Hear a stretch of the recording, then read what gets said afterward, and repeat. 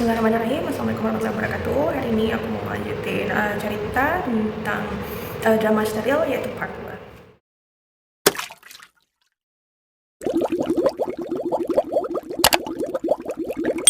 Oke, jadi ceritanya aku akan analogikan ada 3 tokoh karakter.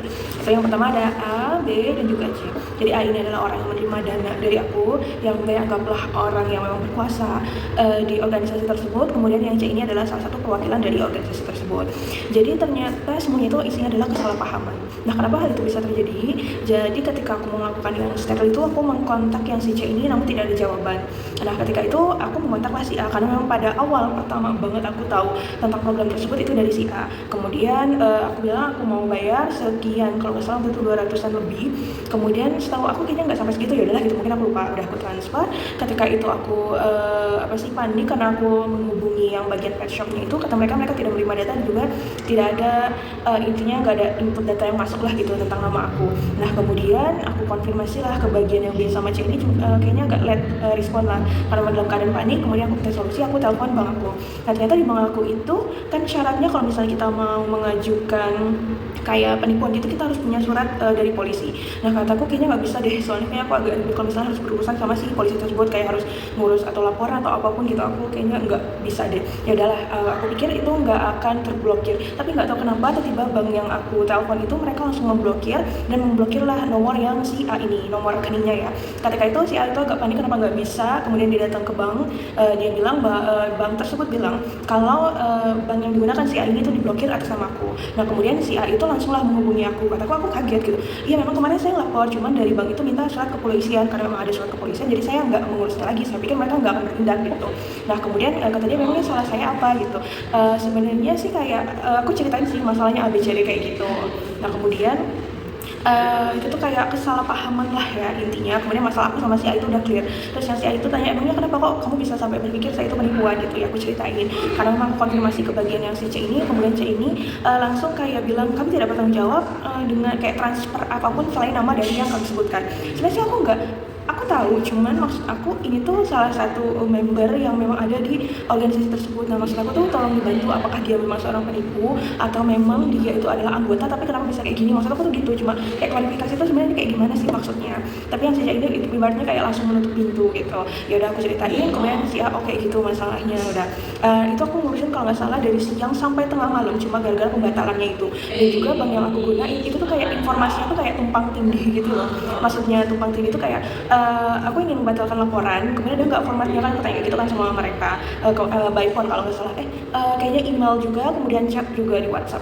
Kemudian mereka bilang kayak ini nggak ada gitu, nggak ada formatnya. Udah dong, aku cari di internet, aku buat yang namanya contohnya dari internet. Kemudian kata mereka itu kayak itu salah digituin, harus ada misalnya saya tidak akan melibatkan, intinya kayak bank tersebut udah nggak bertanggung jawab karena memang aku ngebatalin misalnya ada suatu hal yang kayak misalnya penjelasan bank karena ada surat statement tersebut, jadi aku nggak bisa kayak mengklaim ataupun kayak menuntut lah bank tersebut. Kataku maksudnya kalau memang ada pernyataan kayak gitu ya tolong gitu kan formatnya ada ini, jadi seenggaknya aku tinggal pilih kayak nama kemudian alamat atau nomor rekening, jadi kan lebih cepat ya. Itu cuma gara itu doang, itu dari jam 12 ya sampai jam 12 malam itu pun baru kayak selesai. Udah gitu kayak dari mereka tuh kayak emailnya pun itu tuh secara tumpang tindih gitu. Jadi kayak aku dapat email lagi dapat email, itu kan email yang sama ya, itu email yang berbeda. Tapi tuh kayak aku jadi bingung itu yang mana sih sebenarnya, urusan aku ditulisnya apa belum gitu kan, karena memang email itu saling tumpang tindih. Kemudian aku konfirmasi ke bagian yang WhatsApp itu, ya ini laporannya udah diterima gitu. Dan alhamdulillah pada saat itu juga pas besoknya rekening dari orang tersebut kan tadinya yang pihak bank itu bilang sekitaran 3 hari ke depan itu baru bisa dibuka kan rekeningnya, ternyata alhamdulillah pas besoknya itu langsung bisa dibuka.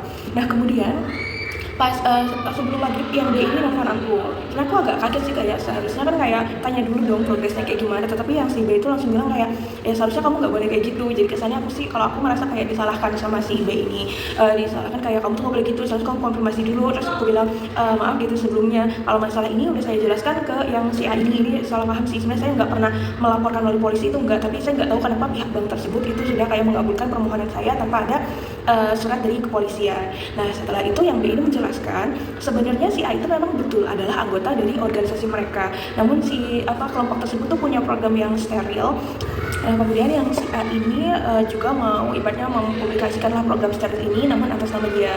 Tapi kayak misalnya harganya itu untuk steril 250, tapi si A ini mau ambil keuntungan 260 atau 270. Sebenarnya itu bukan buat dia, tapi buat kayak 20 ribunya itu dia sumbangkan lagi buat memberikan makanan kepada kucing-kucing liar. Itu sebenarnya niatnya mulia, aku juga nggak yang kayak marah-marah gimana, enggak.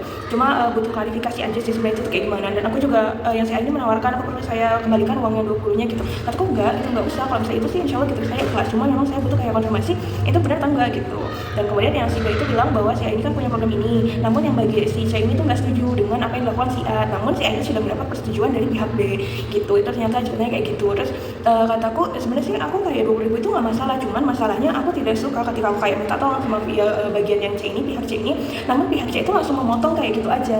Dan yang B itu bilang kayak memang C dengan A ini memang ada masalah, jadi yang si C itu kayak menolak lah semua program dari yang si A ini. Dan kalau dari aku kayak kalau pribadi aku ya, mungkin kayak hikmahnya itu kayak seharusnya ketika kita berorganisasi kita tuh nggak bisa kayak memutuskan maunya kita tuh apa. Atau misalnya masalah pribadi itu kita bawa-bawa ke dalam organisasi itu kayaknya enggak sih, karena memang korban itu kayak aku jatuh kayak korban, seharusnya itu bisa diselesaikan secara kekeluargaan, tapi tuh kayak karena memang masalah ataupun misalnya kepentingan pribadi itu tuh jadinya kayak ngejimat gitu.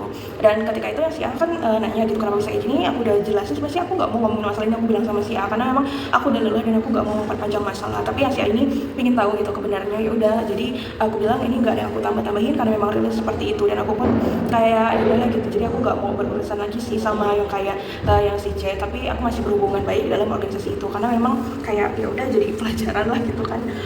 Ya mau gimana lagi ya, mungkin ada hikmahnya juga sih, kayak aku tuh memang harus lebih teliti lagi, memang harus komunikasi lagi, paling itu aja sih. Tapi alhamdulillah sih yang kayak dari anak buah aku juga alhamdulillah udah sehat karena organisasi tersebut. Dan juga kayak steril itu sebenarnya nggak mahal banget, apalagi terutama untuk jantan. Kayaknya beberapa juga pet shop itu kayak membedakan antara ras dan juga domestik, tapi alhamdulillah karena organisasi itu aku bisa steril semua kucing aku dan itu dengan harga yang terjangkau juga. Dan alhamdulillah mereka juga udah sembuh dan perawatannya juga nggak yang aneh-aneh, kan ada beberapa yang harus dirawat, tapi alhamdulillah sih dari yang jantan sama betina itu nggak pernah ada yang dirawat di rumah sakit karena memang pasca steril itu. Dan perawatannya juga mudah, kemudian nggak perlu obat-obatan karena memang udah ada obat suntikan itu dari dokternya langsung. Yang mungkin itu aja yang mau aku share, kan betul lama untuk share yang session kedua ini. Terima kasih, wassalamualaikum warahmatullahi wabarakatuh.